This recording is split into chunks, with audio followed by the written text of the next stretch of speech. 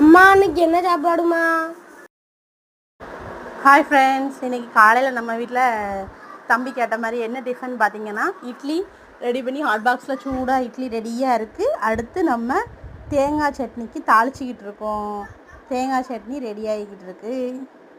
அதுக்கப்புறம் மத்தியானம் லஞ்ச் என்னென்னு பார்த்தீங்கன்னா, சாதம் வடித்து வச்சாச்சு. அதுக்கப்புறம் உருண்டை குழம்புக்கு சைடில் குழம்பு கொதிச்சிக்கிட்டு இருக்குது. இப்போ என்னென்னு பார்த்தீங்கன்னா, நம்ம வீட்டில் எப்போவுமே மண்சட்டியில் குழம்பு வைக்க சொல்லி ஆர்டரு. அவங்களுக்கு அந்த ஃப்ளேவர் பிடிச்சிருக்கிறதுனால மண்சட்டியில் குழம்பு வைக்கிறோம். சைடில் குழம்பு நல்லா கொதிச்சிக்கிட்டு இருக்குது.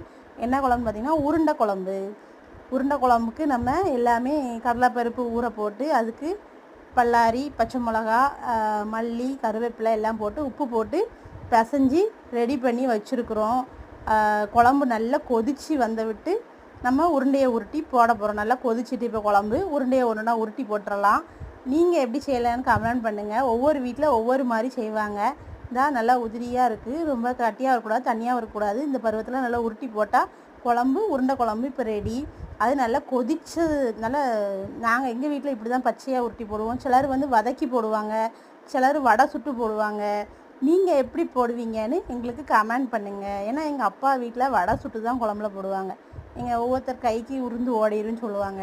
ஆனால் என் ஹஸ்பண்டுக்கு இப்படி தான் ஃப்ளேவர் பிடிக்கும். அதனால் நாங்கள் பச்சையாகவே உருட்டி போடுவோம். நீங்கள் எப்படி போடுவீங்கன்னு கமெண்ட் பண்ணுங்கள். ஓகே ஃப்ரெண்ட்ஸ், வீடியோ பிடிச்சிருந்தா லைக் பண்ணுங்கள், சப்ஸ்கிரைப் பண்ணுங்கள். ஓகே, பாய்.